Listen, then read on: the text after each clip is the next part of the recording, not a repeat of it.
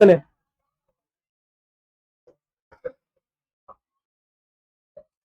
चलिए नोट करिए।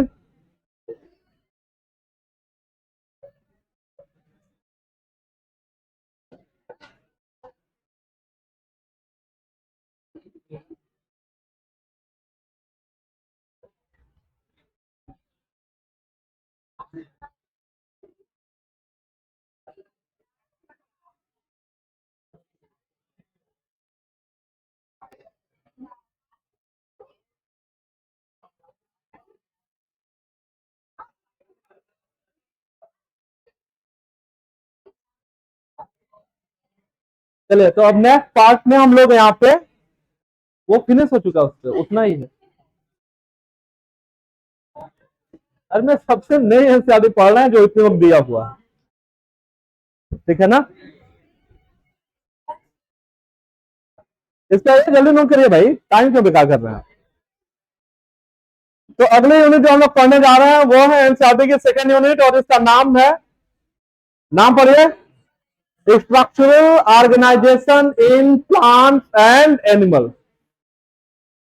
ठीक है, तो क्या होता है स्ट्रक्चरल ऑर्गेनाइजेशन, क्या होता है स्ट्रक्चर, क्या होता है स्ट्रक्चर, संरचना, क्या होता है संरचना। ओके, तो ध्यान से सुनिए, अभी हम लोग बात करने वाले हैं,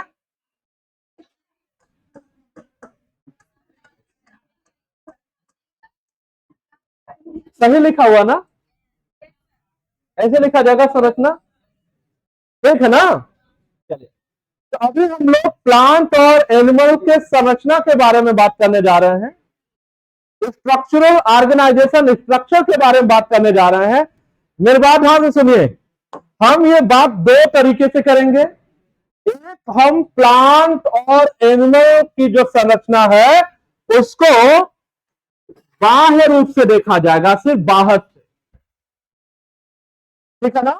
तो जो एक्सटर्नल स्ट्रक्चरल ऑर्गेनाइजेशन होगा उसी को किस नाम से जाना जाता है, सीधी सी बात, जो बाह्य संरचना है उसे क्या बोला जाता है, मॉर्फोलॉजी। या आप बोलिए एक्सटर्नल स्ट्रक्चरल ऑर्गेनाइजेशन को क्या बोला जाता है, मॉर्फोलॉजी। क्या बोला जाता है, मॉर्फोलॉजी। वही दूसरी ओर जो अंतः संरचना है या जो इंटरनल स्ट्रक्चरल ऑर्गेनाइजेशन है उसे क्या बोला जाता है, उसको एनाटॉमी, क्या कहा जाता है, एनाटॉमी कहा जाता है। ठीक है, और चाहे मॉर्फोलॉजी हो और चाहे एनाटॉमी हो, हम प्लांट के लिए भी पढ़ने वाले हैं और एनिमल्स के लिए पढ़ने वाले हैं, ठीक है ना। जो एनाटॉमी है प्लांट के लिए भी पढ़ने वाले हैं और एनिमल्स के लिए भी पढ़ने वाले हैं, यही अपनी यूनिट है। तो इस यूनिट में अभी हम लोग जानने वाले हैं बाह्य संरचना के बारे में और अंतः संरचना के बारे में, ठीक है ना। तो जो एक्सटर्नल होगा स्ट्रक्चरल ऑर्गेनाइजेशन, उसे क्या पुकारोगे, मॉर्फोलॉजी। और जो इंटरनल स्ट्रक्चरल ऑर्गेनाइजेशन होगा उसे क्या बोला जाएगा, एनाटॉमी कहा जाएगा। क्या कहा जाएगा, एनाटॉमी कहा जाएगा। चलिए, तो हमेशा की तरह जब कोई यूनिट स्टार्ट होता है तो हमें एक बायोग्राफी पढ़ना होता है, एक जीवन परिचय पढ़ना होता है। और पढ़ने से पहले आपको बता दें कि बायोग्राफीज में ये बायोग्राफी इंपॉर्टेंट है, यहां से सवाल बनते हैं, ठीक है ना। तो ये बायोग्राफी हमें पढ़ने हैं, इसमें आपको 6-7 सवाल आपको याद कराने जा रहे हैं, तो सब आपको याद करना है एक एक करके।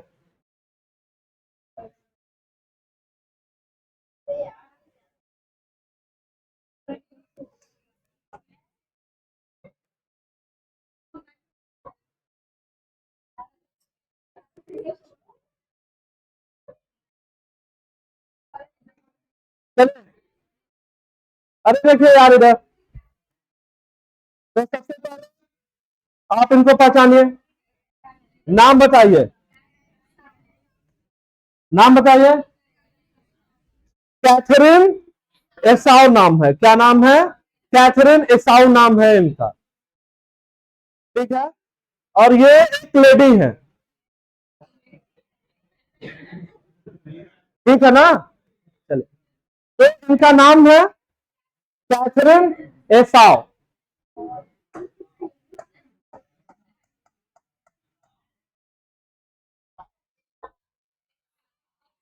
अरे ठीक है भाई, ओके।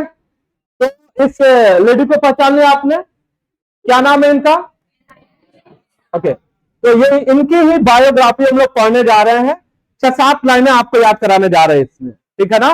और ये इंपॉर्टेंट बायोग्राफीज में से है।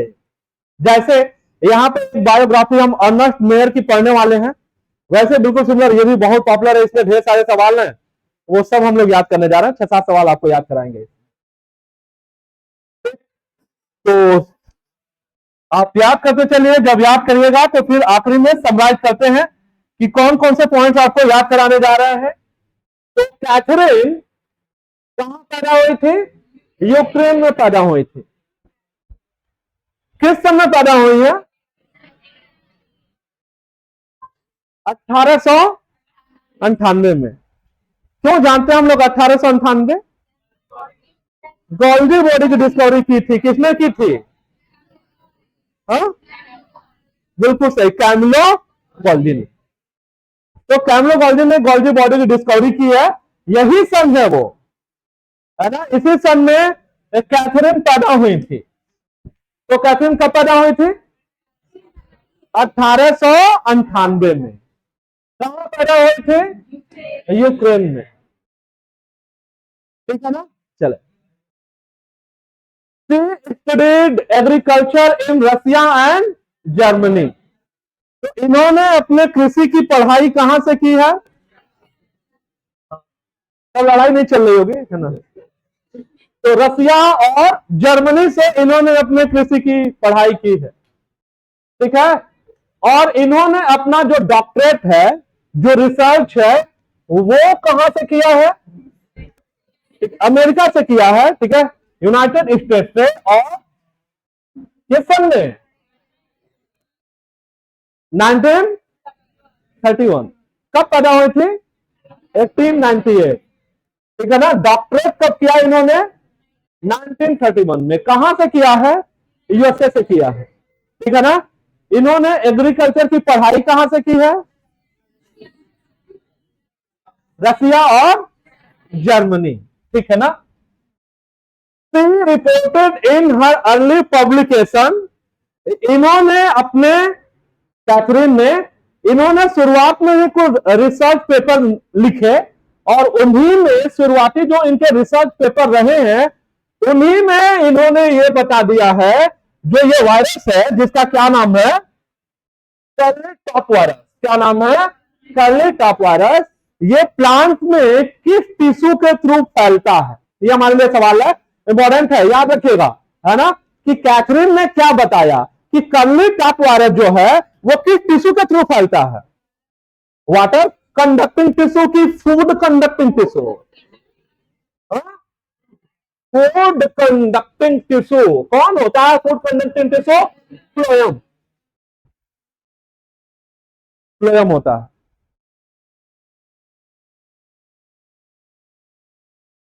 ठीक है ना? चलिए, तो आप यहां आइए, ये जो खाली जगह है, ठीक, यहाँ पे कुछ पॉइंट लाइन से नोट करते चलिए, चलिए जल्दी से। अब बाद में आपको यही पढ़ना रहेगा, जो लाइन से कुछ पॉइंट नोट करा रहे हैं, लिखिए जरा।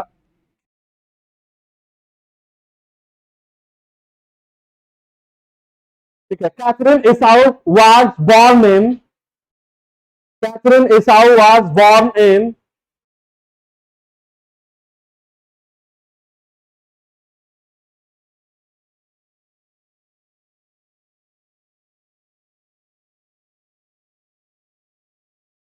was born in 1898 in Ukraine.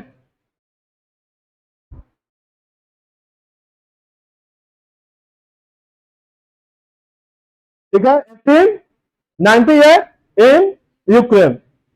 ठीक है, नेक्स्ट पॉइंट आइए, लिखिए। ठीक है, एग्रीकल्चरल स्टडी। ठीक है, एग्रीकल्चरल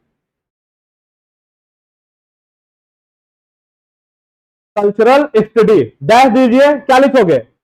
रसिया एंड जर्मनी। ठीक है, एग्रीकल्चरल स्टडी डैश दो, आगे लिखो Russia and Germany. Okay, next point में आओ जरा। ठीक है, स्प्रेड ऑफ,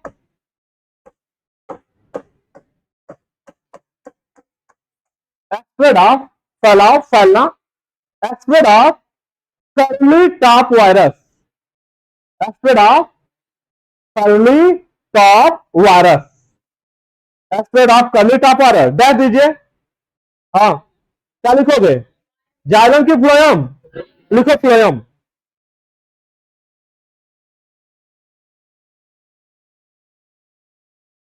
ठीक है, नेक्स्ट में लिखो डॉक्टरेट, कहां से डॉक्टरेट किया है?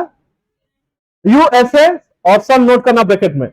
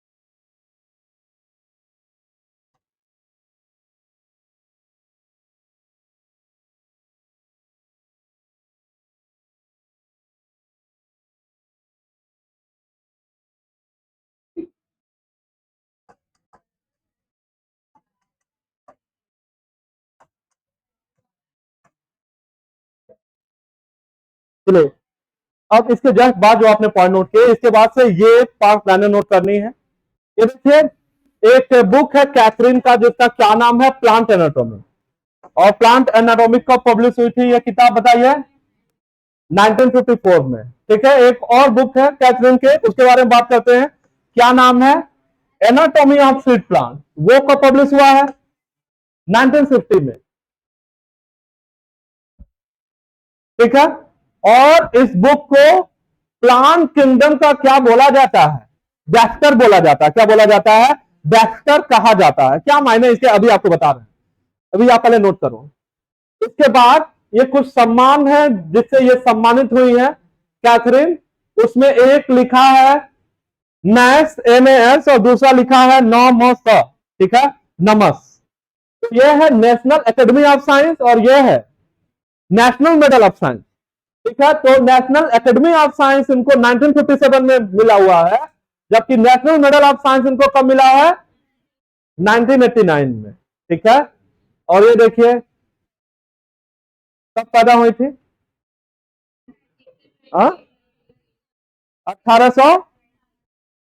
1898 में। कब पैदा हुई थी? 1898 में। और कब मरी?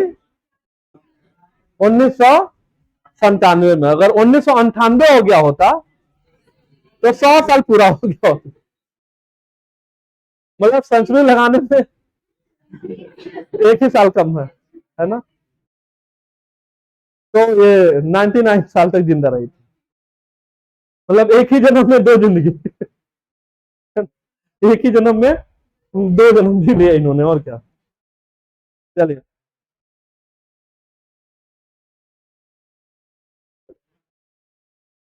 हाँ, नोट कर लिया है? चलिए नोट करते हैं, दोबारा मैं इस सारे पॉइंट को रिकॉल करूंगा दोबारा।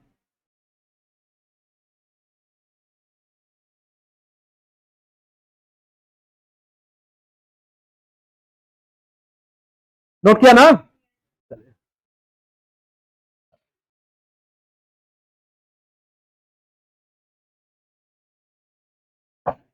ठीक है, हम लोगों ने ठीक है यहां तक पढ़ा था, क्या कहा था कि जो कर्ली टॉप वायरस है वो किससे फैलता है? जाइलम से कि फ्लोएम से? हा? बिल्कुल सही, फ्लोएम से। फूड कंडक्टिंग टिश्यू क्या है? फ्लोएम। ये देखिए, डॉक्टर कैथरीन का ये जो बुक है जिसका क्या नाम है? Plant anatomy. कब पब्लिश हुआ था? यही तो नोट कराया अभी, 1954 में। ठीक है ना? तो इस बुक के पब्लिश होने के बाद, ठीक है, डायनेमिक डेवलपमेंटल अप्रोच, ठीक है, design to enhance one understanding of plant structure and an enormous impact world wide. ठीक है, literally bringing about revival of the discipline. कहने का मतलब यह है कि इस बुक के पब्लिश होने के बाद 1954 में बुक पब्लिश हुई थी। क्या नाम है? Plant anatomy.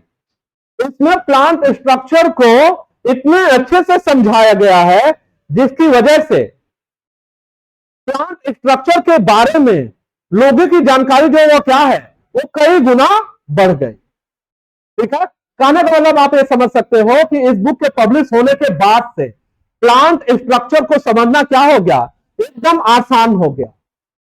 ठीक है, तो इससे पहले जो बुक थी, जो भी था, उसमें इतने अच्छे से बात समझाई नहीं गई थी।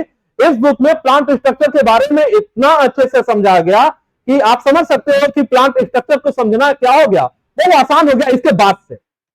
इसके बाद से क्या है इस बुक का नाम? क्या नाम है? कब पब्लिश हुआ? चलिए, एक और बुक के बारे में बात करने जा रहे हैं कैथरीन के, और उसका क्या नाम है? उसका नाम है एनाटॉमी ऑफ सीड प्लांट। पहले क्या आपको बताया? Plant anatomy. अभी क्या बोल रहे हैं? Anatomy of seed plant. ये कब पब्लिश हुआ है? 1960 में। वो 1954 में और ये 1960 में। ठीक है ना? चलिए, ये देखिए, इसे प्लांट बायोलॉजी का क्या बोला जाता है? एनसाइक्लोपीडिया। एनसाइक्लोपीडिया का मतलब होता है विश्वकोश। मतलब आप प्लांट बायोलॉजी से रिलेटेड जो भी चीजें ढूंढे उसमें क्या हो जाएगा, मिल जाएगा। ठीक है, या इसको क्या बोला जाता है, वेक्टर बोला जाता है प्लांट बायोलॉजी का। वेक्टर कहने का मतलब क्या होता है, बहुत बारीकी से जानकारी दी गई है। ठीक है ना, बहुत बारीकी से जानकारी दी गई है। ठीक है, बुनकर का क्या काम होता है ना, कपड़े बुनना, जो बहुत बारीकी से क्या करता है, काम करता है अपना। तो ये भी इस बुक में, जिसका क्या नाम है, नाम पढ़िए, एनाटॉमी ऑफ सीड प्लांट, कब पब्लिश हुआ है, 1960 में। इसमें बहुत बारीकी से काम किया गया है, और ये प्लांट बायोलॉजी का क्या बोला जाएगा, विश्व को एनसाइक्लोपीडिया कहा जाएगा। ठीक है, याद रखना, इंपॉर्टेंट है, दोबारा सुनो, प्लांट बायोलॉजी का वेक्टर कौन सी बुक है, हाँ याद रखना, बोलना नहीं। ठीक है, प्लांट बायोलॉजी का एनसाइक्लोपीडिया किसे कहा जाता है, क्या बता रहे हो, प्लांट एनाटॉमी, हाँ फिर एनाटॉमी या सीड प्लांट, याद रखना, भूलना नहीं। ठीक है ना, चलिए ये देखिए, ये आपको याद कराया, what is Nash, what is Nash, national academy of science. तो ये कब चुने गए थे उस सम्मान के लिए, 1957 में। तो 1957 में उनको इलेक्ट किया गया था नैश के लिए। ठीक है ना, और यह सम्मान प्राप्त करने वाली ये पूरे दुनिया में छठी महिला है ना। तो नैश का क्या मतलब है, नेशनल एकेडमी ऑफ साइंस। इन्हें कब यह सम्मान प्राप्त हुआ, 1957 में, और पूरे दुनिया में ये छठे नंबर की महिला है जिनको यह सम्मान मिल रहा है। क्या नाम है इसका, नेशनल एकेडमी ऑफ साइंस। आगे आइए, इसके साथ साथ एक और प्रेस्टिजियस अवार्ड है, व्हाट इज प्रेस्टिजियस, बहुत ज्यादा सम्मान बढ़ाने वाला। तो और जो है प्रेस्टिजियस अवार्ड है जिसका क्या नाम है, नेशनल मेडल ऑफ साइंस, नमस, NMS। ठीक है, तो नैश के लिए आपको याद कराया 1957, और नमस के लिए आपको याद कराया 1989। और नेशनल मेडल ऑफ साइंस किनके हाथों से सम्मानित है, उस समय के अमेरिका के जो प्रेसिडेंट थे, नाम जॉर्ज बुश के द्वारा। ठीक है ना, तो 4 सवाल जो कि सबसे ज्यादा हिट है इसके, ये आपको जरूर याद रखना है। तो 4 सवाल ध्यान में सुनिए, 2 बुक का नाम बताया, कब पब्लिश हुआ है ये बताइए, प्लांट एनाटॉमी कब, 1954, बिल्कुल सही। और एनाटॉमी ऑफ सीड प्लांट कब, 1960। कौन प्लांट बायोलॉजी का एनसाइक्लोपीडिया, हाँ, कौन प्लांट बायोलॉजी का वेक्टर, हाँ वही होगा। ठीक है, 2 सम्मान के बारे में क्या, नैश क्या होता है, व्हाट इज नमस, NMS। ठीक है ना, नेशनल मेडल ऑफ साइंस, पहले नेशनल एकेडमी ऑफ साइंस, फिर नेशनल मेडल ऑफ साइंस, है ना। किस सन में नेशनल एकेडमी ऑफ साइंस, हाँ ओके, और नेशनल मेडल ऑफ साइंस। तो ये 4 सवाल जो कि सबसे हिट है इसके, आपको जरूर याद रखना है ना। तो नैश, नमस और 2 book, plant anatomy and anatomy of seed plant, ये 4 सवाल बहुत हिट है, इसको जरूर याद रखना। ये 4 सवाल तो आपको हमेशा याद होने चाहिए। आगे आइए,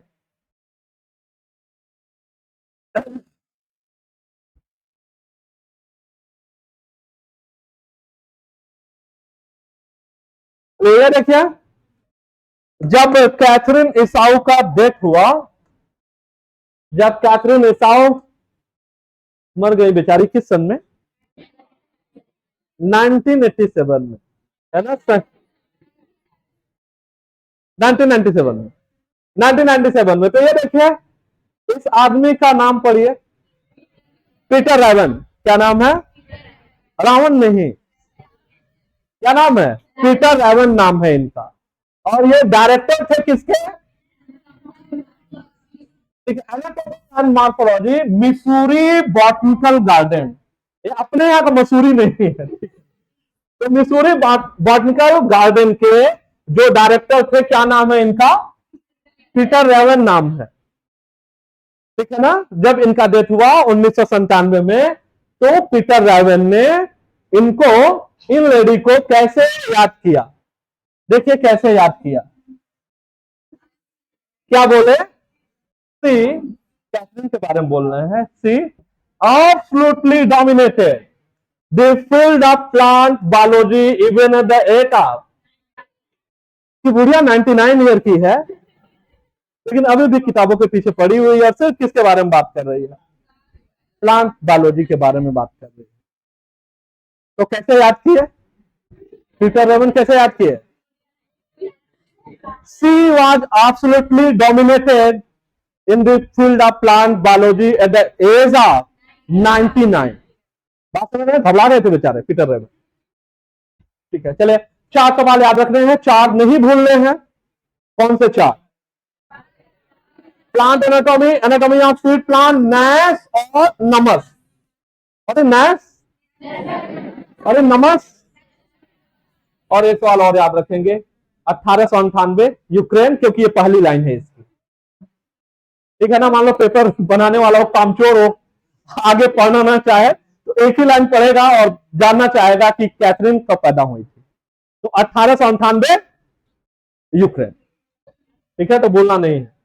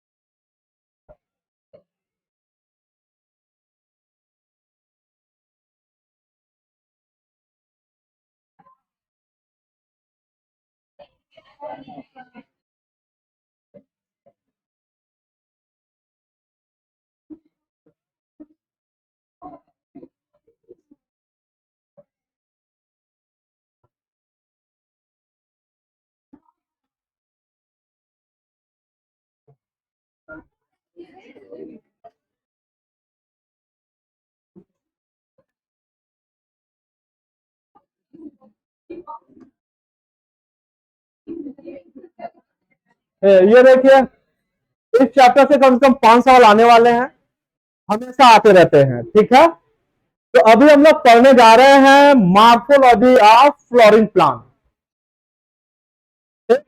एक ऐसा चैप्टर जिससे कुछ भी सोचना समझना नहीं है। ठीक है ना, अगर थक गए तो पानी पी पी के सिर्फ याद करना।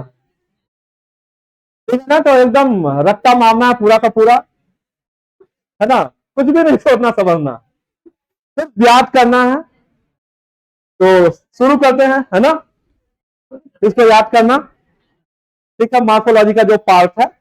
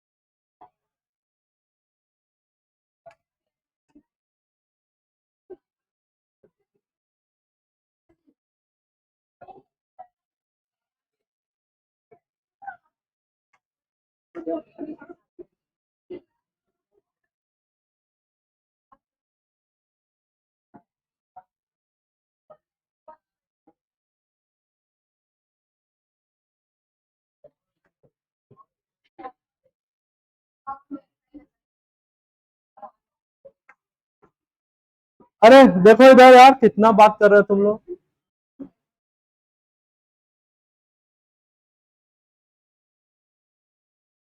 चलिए ये देखिए, एक हाइपोथेटिकल डायग्राम लिया है सीड का।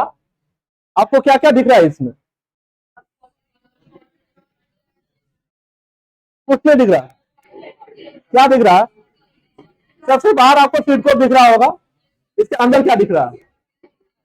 क्या बनाया है ये पूरा डायग्राम जो है, ये क्या दिख रहा है ब्लू कलर से जो बना है? इसको क्या नाम दिया जाए?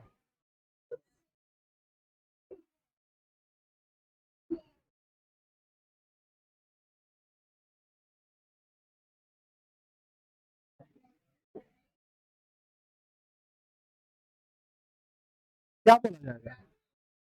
एम्ब्रियो। क्या है एम्ब्रियो? आपको दिख रहा है एम्ब्रियोनल एक्सिस। एक एंड पे दिख रहा है रेडिकल, दूसरे एंड पे दिख रहा है प्लूम्यूल, और दोनों साइड में दो कॉर्डिलेटन जोड़े हैं, तो जाहिर सी बात है ये सीड क्या है? डाइकाट। क्या है? डाइकाट। तो ये सीड, और सीड में है एम्ब्रियो।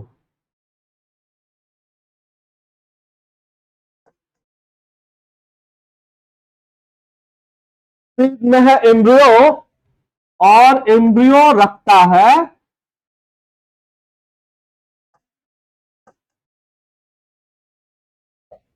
क्या? रखता है रेडिकल।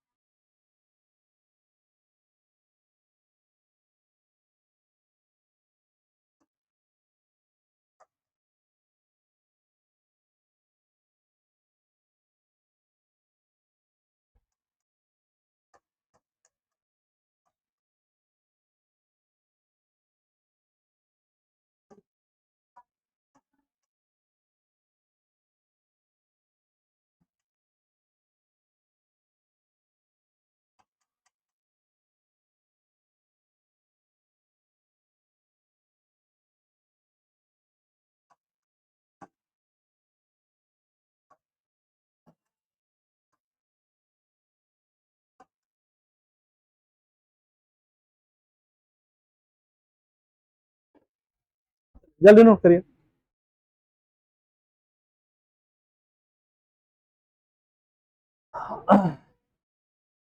ये लिखा है रूट फॉर्मेशन।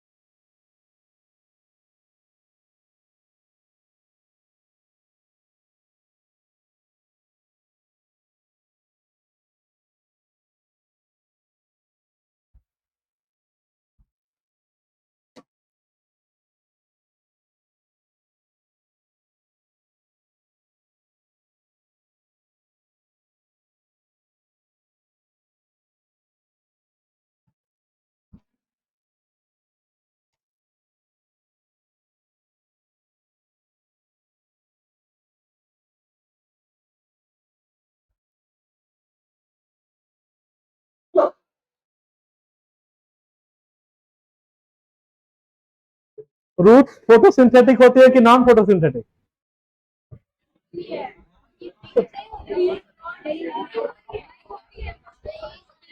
नॉन फोटोसिंथेटिक होते हैं। पूछ ले रहा हूं, बता रहा हूं, नॉन फोटोसिंथेटिक होती है। वो आपने एक्सेप्शन नोट किया था, है ना? क्या एक्सेप्शन नोट किया है? T T T. समझ रहा ना? सही से याद कर लेते, टीटी बन जाओगे। तो क्या है टी टी टी?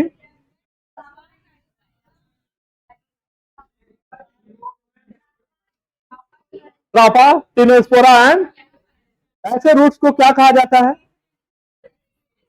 फोटोसिंथेटिक बोला जाएगा भाई, फोटोसिंथेसिस कर रही है। और एसिमिलेटरी क्या बोला जाता है? एसिमिलेटरी। चलिए पहले इसको नोट करिए, फिर कुछ और सवाल बताते हैं आप।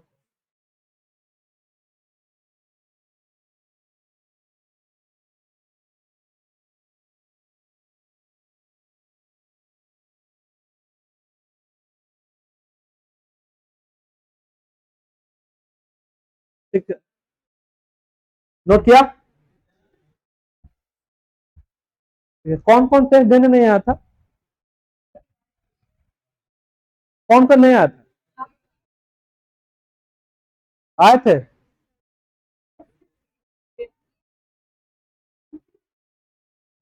ये दोनों लोग नहीं आए थे?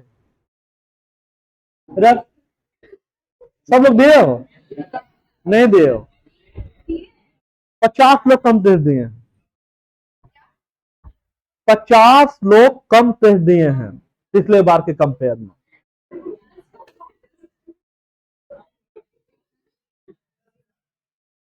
डर गए थे।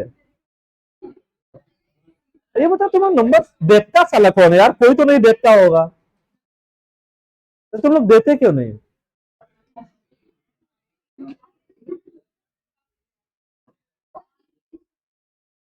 अरे उससे आपका नुकसान होगा, है ना? देना चाहिए, बहुत जरूरी है।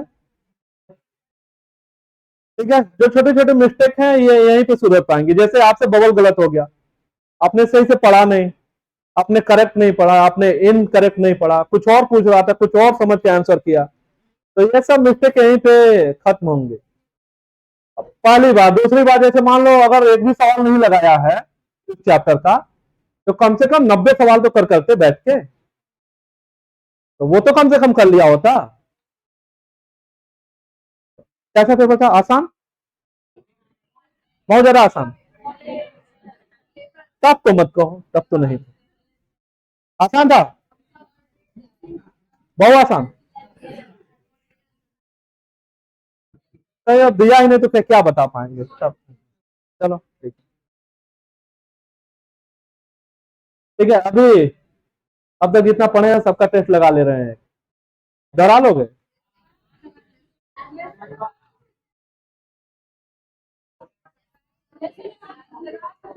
डरा लोगे?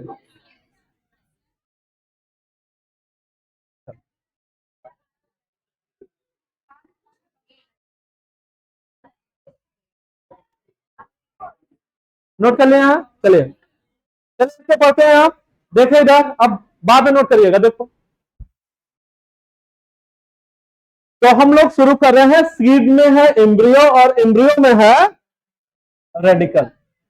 ये स्पेलिंग सही है ना रेडिकल की? चेक कर लो कि RDICAL नहीं होगा, ये सही है। वो कौन सा रेडिकल है?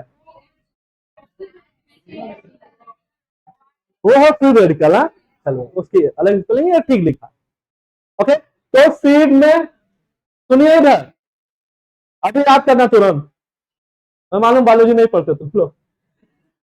तो ये सीड, सीड का एम्ब्रियो और एम्ब्रियो में है रेडिकल, ठीक है ना? तो रेडिकल से ही बनता है रूट। तो एम्ब्रियो का कौन सा पार्ट है जिससे रूट बनता है? Are radicle and are root, ठीक है ना? चलिए तो ये हम लोग बात करने वाले हैं और ध्यान से सुनिएगा। सीड के एम्ब्रियो का जो रेडिकल है उसका डायरेक्ट इलांगेशन क्या बनाता है? Primary root. रेडिकल के डायरेक्ट इलांगेशन से क्या बनता है? Primary root. प्राइमरी रूट से जो ब्रांचेस डायरेक्ट निकलेंगी उन्हें क्या बोला जाएगा? जैसे ये देखो, ये क्या है? ये वाला जो रूट है ये क्या है? ये तो है प्राइमरी।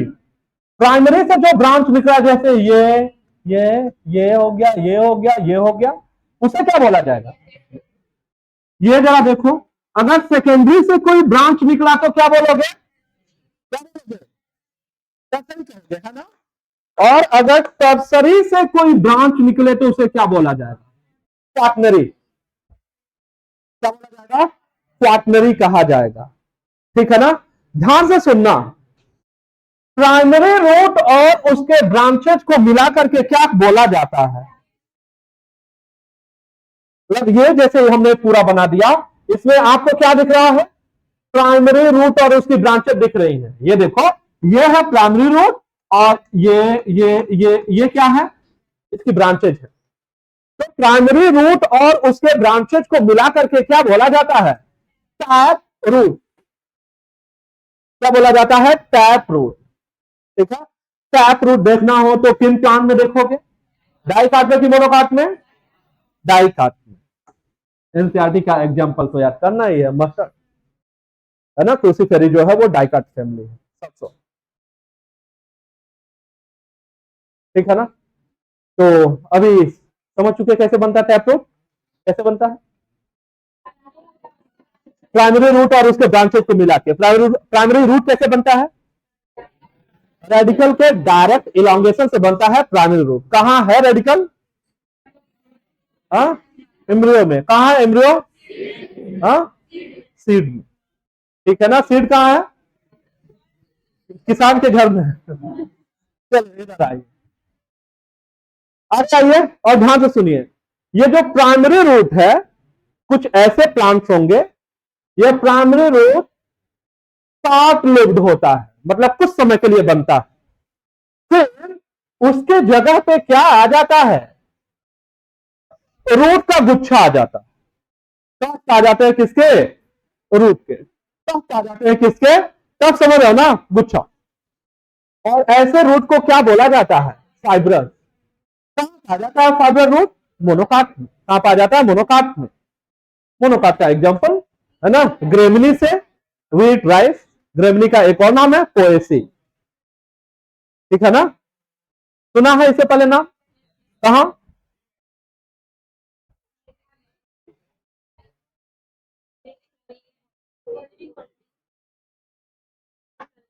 इससे पहले कब बताया था? ठीक है, आप एपोमिक्सिस, एपोमिक्सिस पढ़े हो? क्या होता है एपोमिक्सिस? क्या विदाउट फर्टिलाइजेशन? हाँ, सीड फॉर्मेशन विदाउट फर्टिलाइजेशन। आप कहां देख सकते हो? एक्सटेरेसी एंड ग्रासेज। और ग्रासेज किससे बिलोंग करता है? ग्रेमिनी से, पोएसी से, तभी आपको याद करा। ठीक है, एक्सटेरेसी का एक और नाम भी बताया था, कंपोजिटी। क्या बताया था? कंपोजिटी। चलिए इधर आइए, दोबारा सुनिए। मोनोकाट में प्राइमरी रूट शॉर्ट लिव्ड है, उसके जगह पे क्या आ जाता है? रूट का गुच्छा आ जाता है, बोला जाता है फाइब्रस। तो डाइकाट में टैप रूट और मोनोकाट में फाइब्रस। डाइकाट में टैप और मोनोकाट में फाइब्रस रूट पाया जाएगा। ठीक बात है। नेक्स्ट पॉइंट पे आइए और इसको देखिए। ये तो हो गया रेडिकल वाला पार्ट जिससे रूट बना है। अब हम ये बोलने जा रहे हैं प्लांट का कोई भी पार्ट, प्लांट का कोई और पार्ट, लीफ, स्टेम, ठीक है ना, कोई और पार्ट, बस क्या नहीं होना चाहिए? रेडिकल नहीं होना चाहिए। तो रेडिकल के अलावा प्लांट का कोई और पार्ट अगर रूट फॉर्मेशन कराएगा, सुन नहीं पाए होगे, सुन लिया? क्या सुना?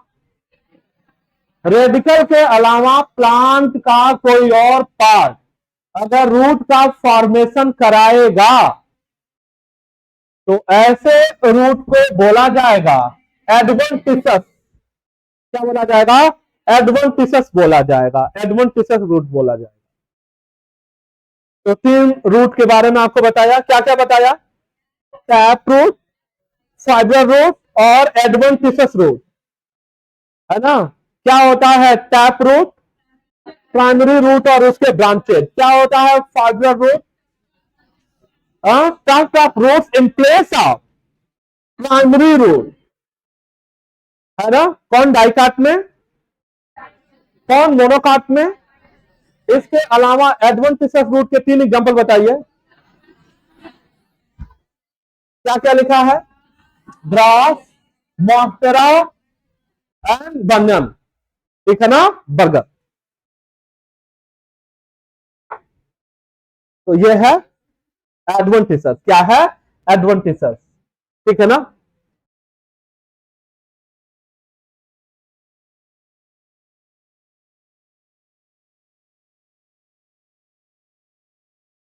इधर आइए। In majority of dicotyledonous plant, direct elongation of radical lead to formation of which grow inside the soil। जाहिर सी बात है, पास्टिक जियोट्रॉपिक ग्रोथ हो रहा है तो सॉइल में जाएगा, ग्रेविटी के अलोंग जाएगा तो सॉइल में जा रहा है। It bear lateral roots of several order that are referred as secondary, tertiary, etc। तो प्राइमरी रूट से जो ब्रांचेस निकल रही है उनको क्या बोल रहे हो? सेकेंडरी बोल रहे हो, टर्सरी रूट बोल रहे हो। चलो ध्यान से सुनना, प्राइमरी रूट और उसके ब्रांचेस मिलकर के क्या बना देते हैं? टैप रूट सिस्टम बना सकते हैं, बनाते हैं। और अगर आपको देखना है तो आप देखिए सरसों का पौधा, ठीक है ना। मस्टर्ड प्लांट डाइकाट का एग्जांपल है। आगे आओ। इन मोनोकॉटिलेडनस प्लांट, मोनोकॉट प्लांट में प्राइमरी रूट क्या होता है? शॉर्ट लिव्ड होता है। उसके जगह पे आ जाता है क्या? लार्ज नंबर ऑफ रूट, ठीक है। These root originate from base of the stem. Diagram में जाके देखो, स्टेम बनाया था ग्रीन कलर से, वहां लिखा था बेस, बेस ऑफ स्टेम से एराइज हुए हैं। जाके देखिए, लग रहा लिख नहीं पाए थे, लिखा था ना। तो स्टेम के बेस से एराइज हुआ है ये रूट का गुच्छा, और इसको क्या बोला जाता है? फाइबर रूट बोला जाता है। कहां देखा जाएगा? वीट के प्लांट में देखा जाएगा, जो कि मोनोकाट का एग्जांपल है। आगे आइए। कुछ और भी प्लांट है, जैसे घास है, मोन्टेरा है, बनियन है, जहां पे रूट एराइज होता है प्लांट के दूसरे पार्ट से रेडिकल के अलावा, और ऐसे रूट को बोला जाएगा। मैचिंग कॉलम के लिए सवाल तैयार हो गया, ठीक है ना। टैप, फाइब्रस और एडवेंटिसस एग्जांपल आपके सामने। आगे आ जाइए और इसको देखिए।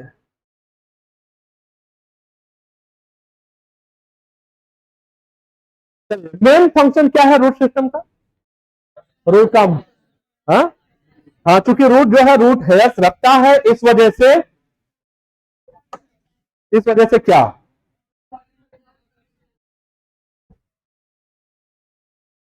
absorption of water and mineral, बात है सॉइल्स और कहां से। ठीक है, दूसरा provide proper anchorage to plant part. ठीक है, तो रूट जो है वो सॉइल से अटैच्ड है ना, मजबूती से पकड़े हुए हैं, जिससे कि वो पूरा प्लांट जो है वो इरेक्ट है पूरा। ठीक है ना, तो मजबूती देने का काम, ठीक है, एंकरेज करने का काम। ठीक, दो हो गए। तीसरा क्या है, स्टोरिंग रिजर्व फूड मटेरियल, और चौथा है सिंथेसिस ऑफ। चलिए, तो इसे 4 पॉइंट में बना लीजिए, इसको नंबर लिखिए, नंबर दीजिए 1 2 3 4 और बताइए क्या क्या नोट कर रहे हो।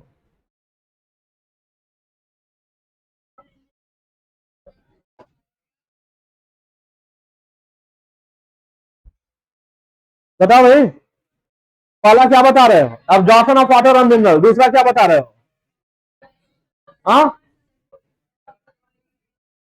ठीक है, एंकरेज मैकेनिकल स्ट्रेंथ, मजबूती देने का काम। अगला बताओ, स्टोरेज है ना, अभी एग्जांपल आपको याद कराएंगे। इसके अलावा और क्या आ रहा है ना हम लोग, कि कई फाइटो हार्मोन है जो रूट एपेक्स पे सिंथेसाइज होते हैं, जैसे साइटोकाइनिन नहीं है कि नहीं है, ऑक्सिन वो भी है, तो ऑक्सिन साइटोकाइनिन ने रूट एपेक्स पे सिंथेसाइज होते हैं, सूट एपेक्स पे भी होते हैं, रूट पे भी होता है। ठीक है ना, चलिए, तो 4 पार्ट नंबर दीजिए यहाँ पे, 1 2 3 4।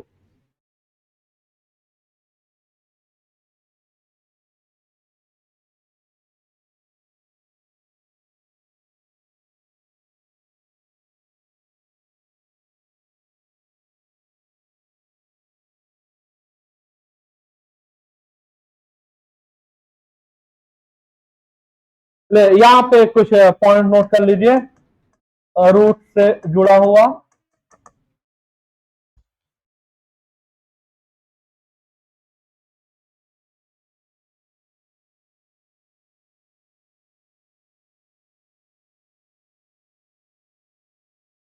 ठीक है, रूट के जो सेल्स है वो क्लोरोफिलस है कि ए क्लोरोफिलस है, ए क्लोरोफिलस है।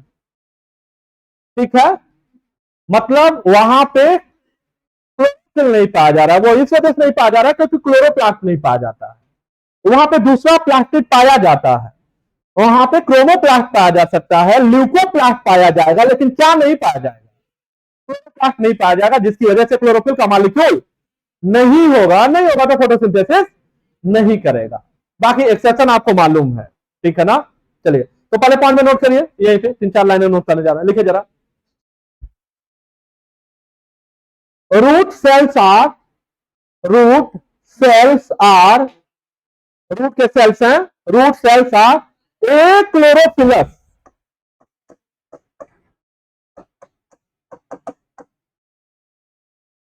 Root cells are achlorophyllous, achlorophyllous and non green. जब क्लोरोफिल ही नहीं होगा तो ग्रीन कहां से होंगे, एंड नॉन ग्रीन, कम लगा के तो नॉन फोटोसिंथेटिक, इस वजह से क्या है, नॉन फोटोसिंथेटिक सेल्स है ये।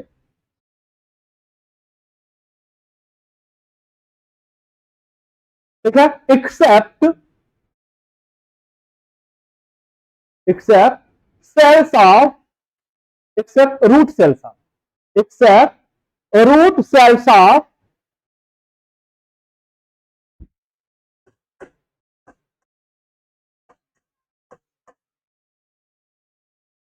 ट्रापाटिनोस्पोरा and Tinophyllum, Trapa Tinospora and Tinophyllum. ब्रेकर बना के नोट कर लीजिए, एसिमिलेटरी रूट कहा जाता है। ठीक है, सिर्फ ब्रेकर बनाइए, लिखिए एसिमिलेटरी रूट, बाकी ये पॉइंट नोट कराया था, है ना, दोबारा बस ऐसे कॉपी करना। ओके, ब्रेकर बना के क्या लिखा, एसिमिलेटरी, नोट करिए ना, एसिमिलेटरी रूट कहा जाएगा उनको, या फोटोसिंथेटिक कहा जाता है। चलिए ये देखिए, इसका अगला पॉइंट क्या है, ये बताओ रूट ग्रेविटी के डायरेक्शन में ग्रो होते हैं कि ग्रेविटी के डायरेक्शन के अगेंस्ट? हाँ, toward the direction of gravity, है ना। तो अगर ऐसा होता है तो बोलेंगे रूट है क्या, पॉजिटिव जियोट्रॉपिक। रूट क्या है, नेक्स्ट बात है, लिखिए जरा, सिर्फ आपको लिखना है पॉजिटिव जियोट्रॉपिक, पॉजिटिव जियोट्रॉपिक, ठीक है ना। ये देखो, तो रूट जो इधर ग्रो हो रहा है ग्रेविटी, लाइट तो इधर है, तो लाइट के डायरेक्शन की ओर की उसके अपोजिट, जिधर से सनलाइट आ रहा है उसकी ओर की उसकी अपोजिट। हाँ, तो लाइट के रिस्पेक्ट में क्या बोलेंगे, पॉजिटिव फोटोट्रॉपिक की निगेटिव? हाँ, निगेटिव फोटोट्रॉपिक। अगर उस सोर्स की ओर ग्रो होता तो क्या बोलते, जब सोर्स से दूर ग्रो हो रहा तो क्या बोला जाएगा। तो सीधी बात है, रूट पॉजिटिव जियोट्रॉपिक है लेकिन निगेटिव फोटोट्रॉपिक है, निगेटिव फोटोट्रॉपिक है। ये बात न्यूमेटोफोर के लिए लागू नहीं होगा, उसको अलग से नोट करें, बाकी ये सभी रूट्स के लिए। तो क्या लिखा आपने, पॉजिटिव जियोट्रॉपिक है और निगेटिव क्या है, फोटोट्रॉपिक है, ठीक है ना। चलिए ध्यान से सुनिएगा, रूट और स्टेम में एक खास अंतर है। अगर कोई रूट होगा तो उसमें नोड और इंटरनोड नहीं पाए जाएंगे। स्टेम होगा भले ही वो अंडरग्राउंड हो, उसमें क्या पाया जाएगा, नोड और इंटरनोड पाए जाएंगे, ठीक है ना। लिखिए जरा, nodes and internodes are absent,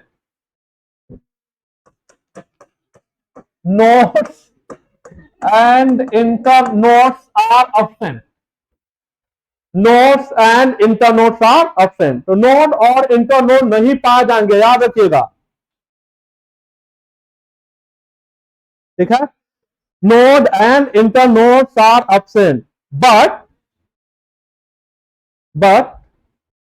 form बनाता है, बट फॉर्म लेटरल रूट, लेकिन क्या बना लेता है, सॉरी, लेटरल ब्रांच लिखिए, क्या बना लेता है, लेटरल ब्रांच। तो नोट्स और इंटरनोट्स एब्सेंट है लेकिन क्या बनाता है, लेटरल ब्रांच ऑफ, स्टेटमेंट अब पूरा होगा, ऑफ, ये देखो, इंडोजिनस ओरिजिन का, इंडोजिनस ओरिजिन का है ये।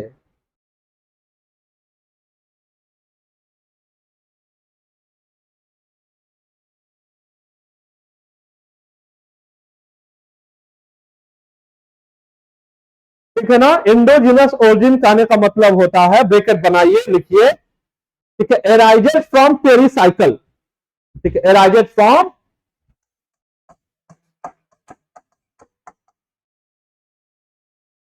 ठीक, अगर इंडोडर्मिस के अंदर का कोई टिश्यू इन्वॉल्व हो रहा है तो उसको क्या बोला जाएगा, उसको बोला जाता है इंडोजिनस। और इंडोडर्मिस के ऊपर का कोई टिश्यू है, कॉर्टेक्स हो गया, एपिडर्मिस हो गया, तो बोला जाएगा एक्सोजिनस। तो स्टेम के जो ब्रांचेज होते हैं वो एक्सोजिनस होते हैं, लेकिन रूट के जो ब्रांचेज होते हैं वो क्या होते हैं, तो कहां से एराइज होते हैं, ब्रैकेट बना के क्या लिखा, पेरीसाइकिल से, किससे, पेरीसाइकिल से एराइज होते हैं, ठीक।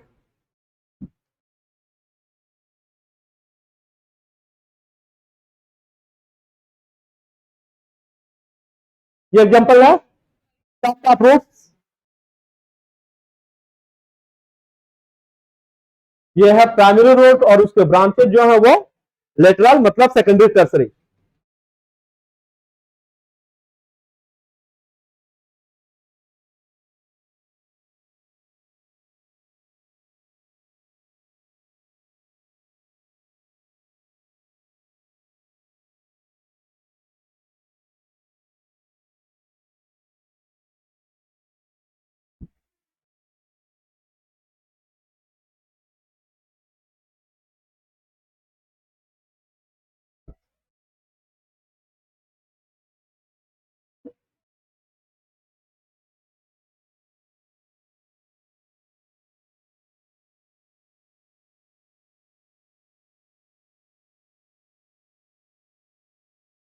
अभी जस्ट हम लोग ग्रोथ पढ़ के आ रहे हैं और रूट जोन में ग्रोथ के फेजेज आपको याद कराए हैं,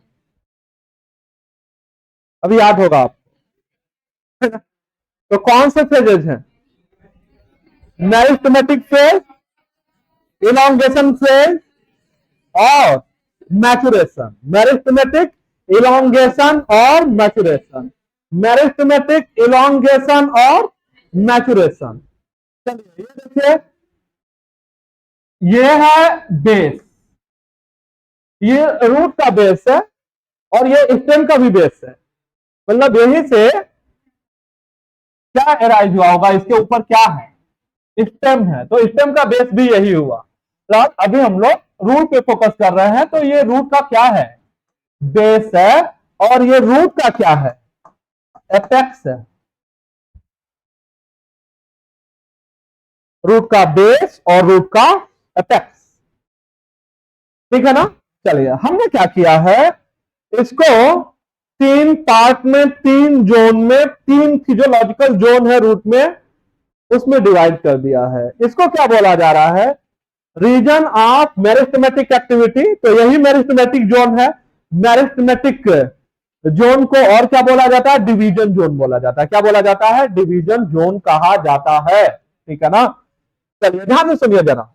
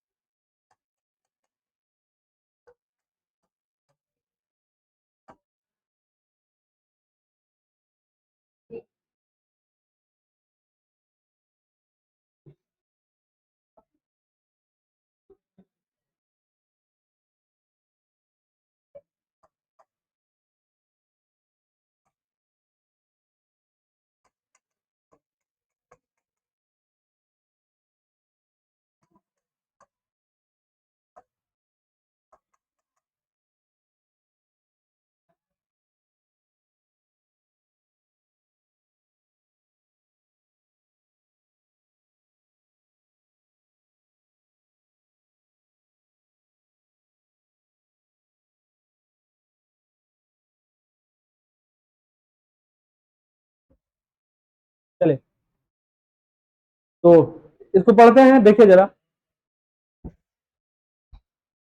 ये है बेस का पार्ट और ये है इसका एपेक्स, रूट का बेस, और ये है एपेक्स, ठीक है? एपेक्स से बेस की ओर बढ़े तो तीन फिजियोलॉजिकल जोन आपको देखने को मिल जाएंगे। एक होगा जोन ऑफ मेरिस्टेमेटिक एक्टिविटी या रीजन ऑफ मेरिस्टेमेटिक एक्टिविटी या मेरिस्टेमेटिक जोन। उसके प्रॉक्सिमल क्या होता है? अभी कल ही परसों पढ़ के आ रहे हैं, है ना? इसके प्रॉक्सिमल क्या होगा? उसके प्रॉक्सिमल क्या होगा? ठीक है ना? चलिए, तो ये है मेरिस्टेमेटिक जोन। ध्यान से सुनिएगा, अगर एपेक्स पे जब हम जाएंगे, रूट के एपेक्स पे जाएंगे, तो वहां पे एक नुकीला कैप लाइक स्ट्रक्चर है ना? सिंबल स्ट्रक्चर कहने का मतलब है पॉइंटेड। तो वहां पे पॉइंटेड स्ट्रक्चर है रूट के एपेक्स पे। तो अपने एपेक्स पे रूट कवर होता है एक नुकीले स्ट्रक्चर से, उसे क्या बोला जाता है? Root cap. तो ये वाला पार्ट ये रूट कैप है। हम कहें काम बताइए रूट कैप का क्या है? तो इसका प्रोटेक्शन, रूट को पैथोजन से और दूसरे जो मैकेनिकल स्ट्रेस है उससे बचाना। इसके अलावा क्या है?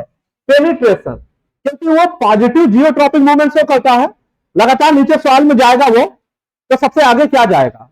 रूट कैप जा रहा है। तो रूट कैप क्या कर रहा है? सॉइल को पेनिट्रेट कर रहा है। क्या कर रहा है? पेनिट्रेट। तो क्या काम बताओगे? रूट कैप का क्या काम बताओगे? प्रोटेक्शन और पेनिट्रेशन। प्रोटेक्शन एंड पेनिट्रेशन, ठीक है ना? देखिए क्या रहा है, it protect the tender apex of the root as it make its way through the soil. तो प्रोटेक्शन और सॉइल में रास्ता बनाने का काम कर रहा है। तो इसी वजह से क्या लिखा? पेनिट्रेशन। क्या लिखा? पेनिट्रेशन। चलिए ध्यान से सुनिए, रूट कैप के कुछ ही मिलीमीटर ऊपर क्या पाया जाता है? Region of meristematic activity. Important है, याद रखिएगा। तो बताइए कहां पाया जाता है जोन ऑफ मेरिस्टेमेटिक एक्टिविटी? कहां पाया जाता है जोन ऑफ मेरिस्टेमेटिक एक्टिविटी या रीजन ऑफ मेरिस्टेमेटिक एक्टिविटी? क्या आंसर है? Few millimetre above the root cap. ये तो अब ऑप्शन आपको देखने को मिलेगा। कोई पुराना सवाल आपको अगर दिखेगा तो मिलेगा जस्ट बिहाइंड रूट कैप।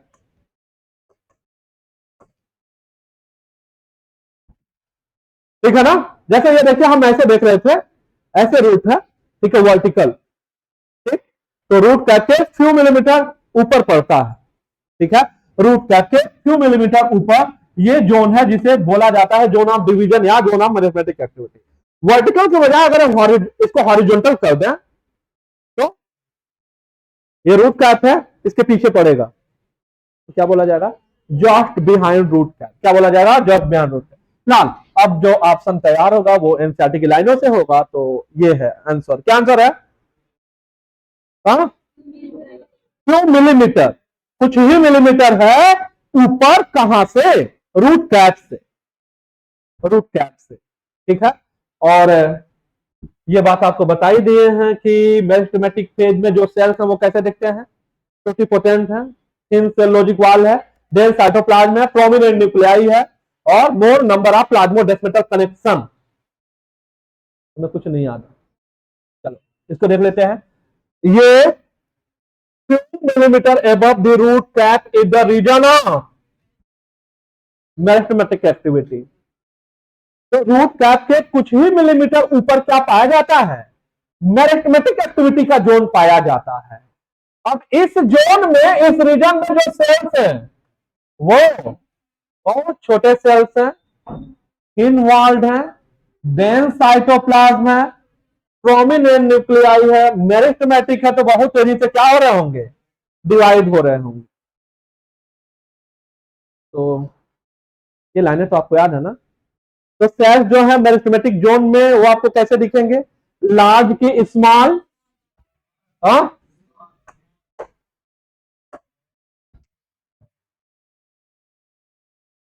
यहां देखिए हम इन सेल्स की बात कर रहे हैं जो मेरिस्टेमेटिक जोन में है। चलिए बताइए भाई क्या बता रहे हैं? ये सेल्स जो रीजन ऑफ मेरिस्टेमेटिक एक्टिविटी में जो सेल्स है स्मॉल है कि लार्ज है? हाँ, और कोई खास बात? थिन, थिन सेलुलोजिक है ना? थिन सेलुलोजिक वाल। और क्या है? हाँ, चलो भाई, देन साइटोप्लाज्म और फिर प्रोमिनेंट। ये बात दूसरी बार नोट कर रहे हैं, अब याद हो जाना चाहिए, ठीक है ना? प्रोमिनेंट न्यूक्लियाई और आखिरी में लिख रहे हैं more number of plasmodesmatic connection, more number of plasmodesmatic connection. जल्दी नोट करिए, क्या याद किया हम लोगों ने, क्या याद किया, क्या याद किया? मैग्नेटिक जोन में जो सेल्स है उनकी पहचान, ये दूसरी बार नोट कर रहे हैं, तब भी नहीं याद कर पाओगे। दूसरी बार क्या, 10 बार लिख दे तब भी नहीं याद करो, है ना? तो मैग्नेटिक जोन में जो सेल्स है वो बड़े बड़े सेल्स होते हैं, बहुत बड़े बड़े होते हैं, वेरी लार्ज सेल। नहीं, क्या याद किया? स्मॉल सेल्स, ठीक है ना?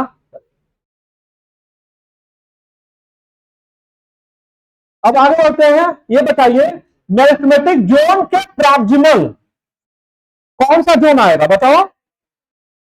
The cells proximal to this region undergo rapid elongation। क्या होता है इस फेज में, elongation में सेल का enlargement होता है। कहां नंबर बढ़ता है? लो यार, कहां नंबर बढ़ता है? नंबर तो बढ़ता है यहां, किस वाले में, रीजन ऑफ पेरिस्मेटिक एक्टिविटी में। साइज कहां बढ़ता है? इलांगेशन में सेल इलार्ज हो जाता है। तो देखो क्या कह रहा है, rapid elongation enlargement and responsible for growth of root in length. ये देखो, ये डायरेक्ट हमने नोट किया, आप याद रखिएगा। तो कौन सा जोन रिस्पॉन्सिबल है जिसकी वजह से रूट की लंबाई बढ़ती है? क्या आंसर है? जोन ऑफ इलांगेशन या रीजन ऑफ इलांगेशन लिखा था भाई, responsible for increases in length of root. पूरा कर लो भाई, पता नहीं तुम लोग क्या सोचोगे, ठीक है? यह हो गया। अब आ जाओ, अब इसके प्रॉक्सिमल कौन सा रीजन आ जाएगा? मैचुरेशन। और मैचुरेशन रीजन की पहचान है वेरी फाइन, लाइक, डेलिकेट, तो बहुत बारीक, है ना, साफ हेयर लाइक स्ट्रक्चर पाए जा रहे हैं। और वो क्या कहलाते हैं? छोटे बच्चों का सवाल है, रूट हेयर किस फिजियोलॉजिकल जोन में पाया जाता है? अगर ये भी नहीं आता तुम्हें, मार्फोलॉजी का एम भी नहीं आता है, समझ लो, ठीक है? तो बताओ रूट हेयर किस फिजियोलॉजिकल जोन में पाए जाएंगे? ये फोटो चिल्ला चिल्ला के कह रहा है, कहां पाया जा रहा है? हाँ, जोन ऑफ डिवीजन में, इलांगेशन में, हाँ, मैचुरेशन में। कहां पाया जा रहा है? जोन ऑफ मैचुरेशन में, ठीक है? तो कौन से 3 फिजियोलॉजिकल जोन हुए? बेस से एपेक्स की ओर 3 फिजियोलॉजिकल जोन कौन से हुए? बेस से एपेक्स की ओर, बेस से एपेक्स की ओर कौन से हुए? मैचुरेशन, इलांगेशन, हाँ। और एपेक्स से बेस की ओर, ठीक है, दोनों ओर से होगा मीम, MEM, चाहे इधर से या उधर से। बस बाकी आपको ध्यान देना है कि एपेक्स पे मेरिस्टेमेटिक है। रूट हेयर किस जोन में?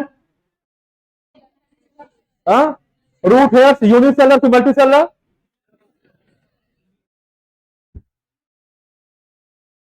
बिल्कुल सही, नोट कर लेना जरा, यूनिसेलर।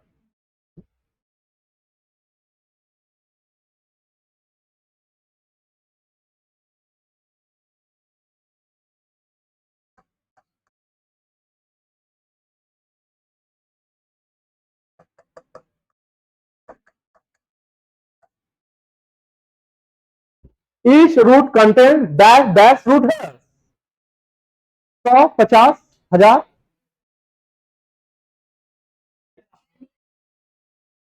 क्या आंसर है? एक रूट कितना रूट हेयर रखता होगा?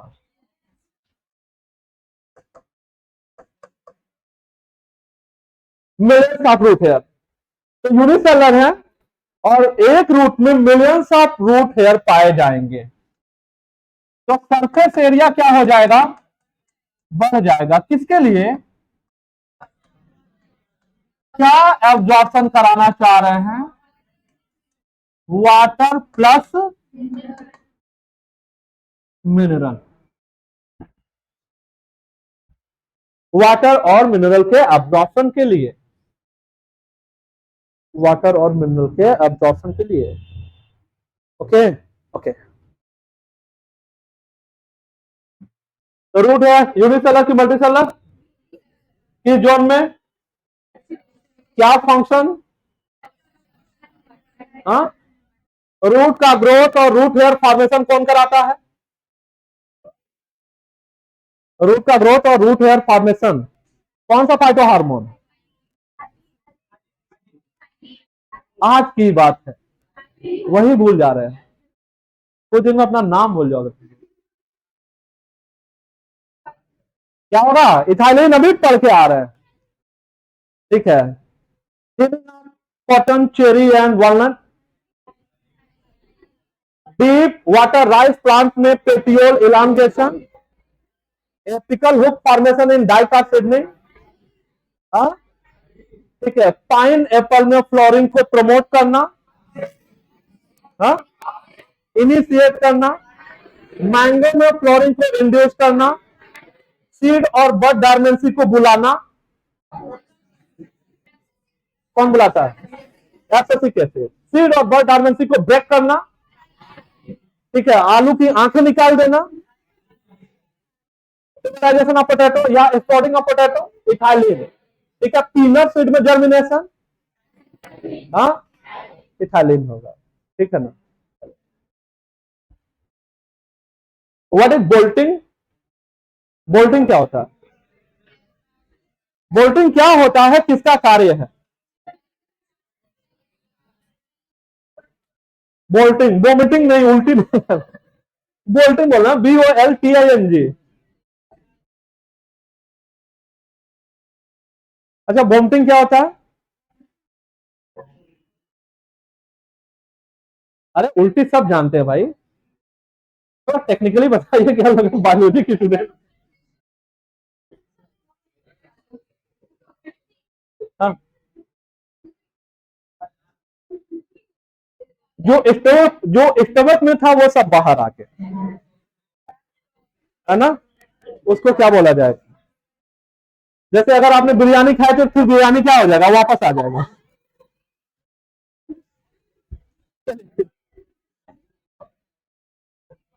इसको फिनिश करते हैं।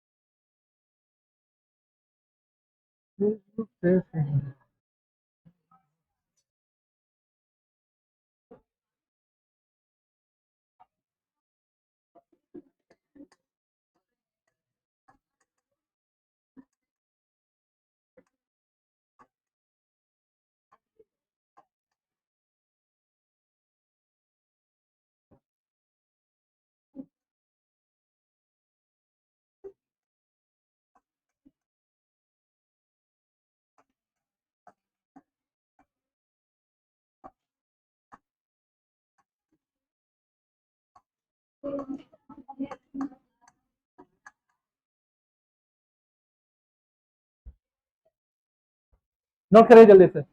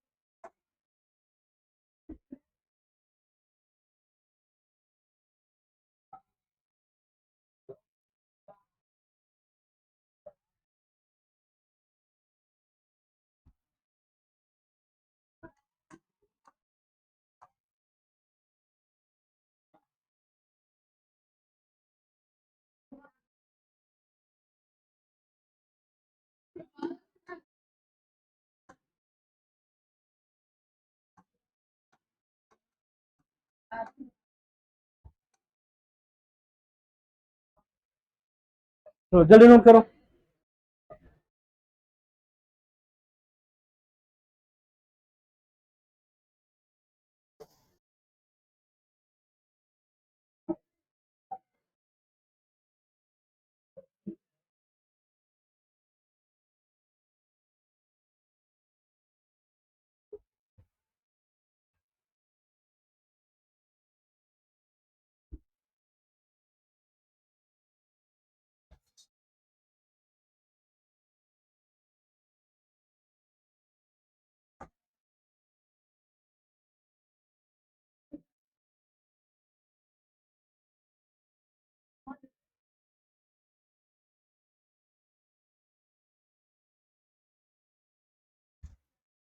लिखा है टेपर्ड, टेपर्ड लिखा है, टेपर्ड एट बोथ इन।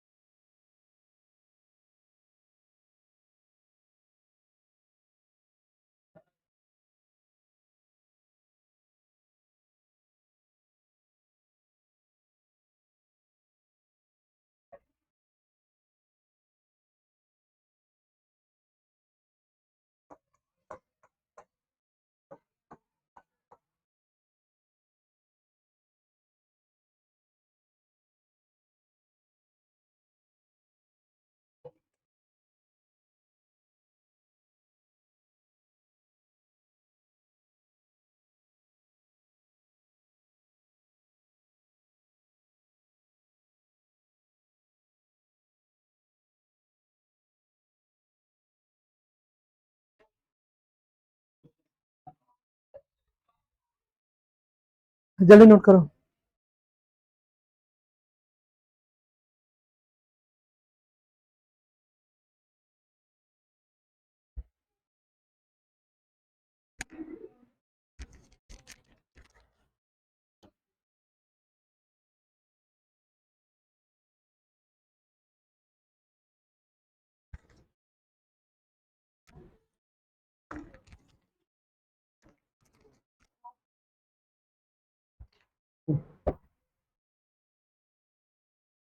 चलिए, तो हम लोग बात कर रहे हैं रूट के मॉडिफिकेशन के बारे में। ठीक है, पहला पार्ट देखिए, बाद में नोट करेगा, देखिए इधर पहले। तो पहला पार्ट है, यहां पे रूट मॉडिफाई हुआ है फूड मटेरियल को स्टोर करने के लिए। मतलब रूट अब क्या करने जा रहा है, फूड मटेरियल स्टोर करेगा। ठीक है ना। हमेशा रूट का बस यही काम नहीं है कि वाटर और मिनरल का एब्जॉर्प्शन करे, उसके अलावा भी काम करेगा, जैसे कि फूड मटेरियल स्टोर करने जा रहा है। तो अब बात यह है कि tap root food material store करेगा कि एडवेंटिसस, दोनों। अब दोनों करेगा, तो एग्जांपल याद करने जा रहे हैं। ठीक है ना। तो सबसे पहले टैप रूट वाले कॉलम में आइए और देखिए, यहां पे सबसे पहले जो डायग्राम लिया है, वहां पे जो फूड मटेरियल का जब स्टोरेज हुआ है, तो रूट कैसे स्वेल कर गया है। टॉप लाइक स्वेलिंग, टॉप मतलब लट्टू। ओके, लट्टू के आकार में स्वेलिंग हो गई है। और ऐसे रूट को बोला जाता है नेटिव फॉर्म। क्या बोला जाता है, नेटिव फॉर्म। ये कम दे नहीं एनसीईआरटी में, लेकिन बहुत पॉपुलर सवाल है ये सब, तो ये सब बताने जा रहे हैं। तो ये है नेटिव फॉर्म। ओके, तो टैप रूट की स्वेलिंग कैसी हो तो नेटिव फॉर्म बोलोगे, टॉप लाइक हो, लट्टू के आकार का हो। ठीक है, एग्जांपल क्या है, टर्निप, सलजम। ओके, चलो इधर आइए, अगला है कोन के जैसे स्वेलिंग हो, कोनिकल स्वेलिंग हो, कोन लाइक स्वेलिंग। ठीक है ना। तो अगर कोनिकल स्वेलिंग होगी तो क्या रूट को बोला जाएगा, कोनिकल ही बोला जाएगा। कहां देखने को मिलेगा, कैरेट में। कहां देखने को मिलेगा, कैरेट में। ठीक है, चलिए तीसरा एग्जांपल जो टैप रूट मॉडिफिकेशन का, वो क्या है, वो है रेडिस का एग्जांपल। क्या है, रेडिस का। और यहां पे स्वेलिंग दोनों एंड पे नैरो हो गया है, बोथ एंड पे क्या है, नैरो है। और बीच में स्वलन एंड है, इसको क्या बोला जाता है, फ्यूजिव फॉर्म। ठीक है ना। तो इसको फ्यूजिव फॉर्म कहा जाता है। तो रेडिस एग्जांपल किसका होगा, फ्यूजिव फॉर्म का। तो ये हो गया नेटिव फॉर्म, ये हो गया कोनिकल, और ये हो गया फ्यूजिव फॉर्म। दैट में टर्निप, कैरेट और रेडिस तीनों में क्या फूड मटेरियल स्टोर कर रहा है, टैप रूट की एडवांटेज। हाँ, टैप। इन तीनों में, टर्निप में, कैरेट में और रेडिस में कौन सा रूट है, टैप रूट। तो इधर आइए, स्वीट पोटैटो और एस्परगस में क्या होता है, एडवेंटिस। जानते हो स्वीट पोटैटो, हाँ, शकरकंद, आसो कांड, गंजी। ओके, गंजी में टकली नहीं। ओके, चले तो स्वीट पोटैटो याद रखना। स्वीट पोटैटो एग्जांपल ना किसका, एडवेंटिसस रूट का। मतलब इसमें एडवेंटिसस रूट जो है वो फूड मटेरियल स्टोर कर रहा है। इसके अलावा क्या याद करोगे, एस्पैरेगस। क्या याद करोगे, एस्पैरेगस। ठीक है, चलिए तो ये एग्जांपल आपको याद करा है। यहां देखिए, मैकेनिकल स्ट्रेंथ देने के लिए भी ये मॉडिफाई हो सकता है। मतलब प्लांट का जो स्टेम या जो एरियल पार्ट है, उसको मजबूती देने का काम भी करा सकता है ये। ठीक है, तो अगला कार्य क्या बताया है, मॉडिफिकेशन और रूट का किसके लिए, मैकेनिकल स्ट्रेंथ देने के लिए, मजबूती देने के लिए। तो सबसे पहला टैप रूट भी हो सकता है और एडवेंटिसस भी हो सकता है। तो टैप रूट में देखो हमने क्या लिखा है, प्रॉप या पिलर रूट। ठीक है, प्राप या पिलर। ठीक है ना। तो प्राप या पिलर रूट है, आप ये देख के समझ गए होंगे, है ना। ये बरगद बना हुआ है। ठीक है, और बरगद से ये जो लटकते हुए जो ब्रांचेज आपको ये दिखाई दे रहे हैं, यही क्या है, यही प्राप या पिलर कहे जा रहे हैं, प्राप या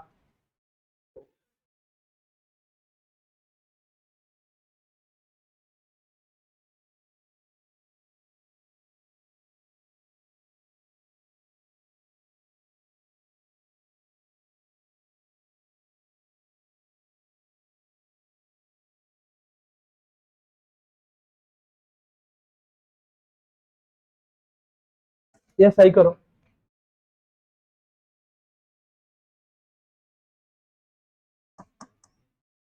ये दोनों एग्जांपल जो लिखे हुए किसके हैं? एडवेंटिसेस के। ये देखिए क्यों? क्योंकि ये स्टेम से एराइज हो रहा है ना, और स्टेम से एराइज होना, रेडिकल तो ये एराइज नहीं हो रहा, और रेडिकल से नहीं हो रहा है, स्टेम से हो रहा है, ये स्टेम के ब्रांच से हो रहा है, तो फिर क्या होगा? एडवेंटिसेस। ठीक है, इसको सही करो पहले, इसको सही करो, इस वाले पार्ट टैप नहीं है उसको एडवेंटिसेस करो।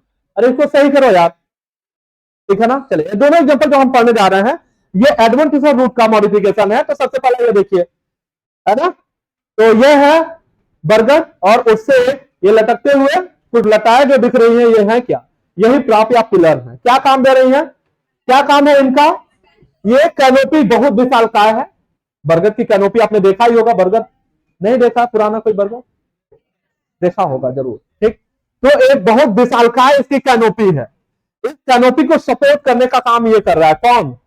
ये जो प्राप या पिलर रूट, ठीक है। इसको देख के पहचान लिया होगा, ठीक है, ये शुगर केन है। ओके, तो मेज और शुगर केन में ऐसा होगा, ये नोड वाला पार्ट है, ये वाला, ये वाला, तो कुछ लोअर नोड हैं,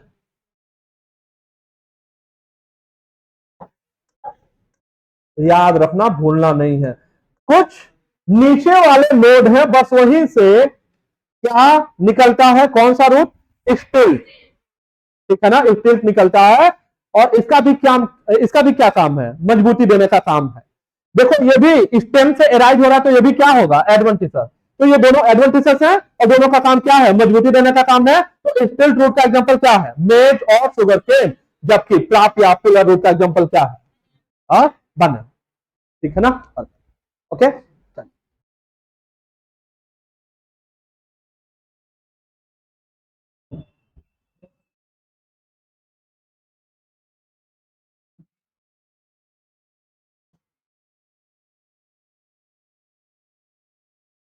ठीक है, इसी के आगे कंटिन्यू करेंगे।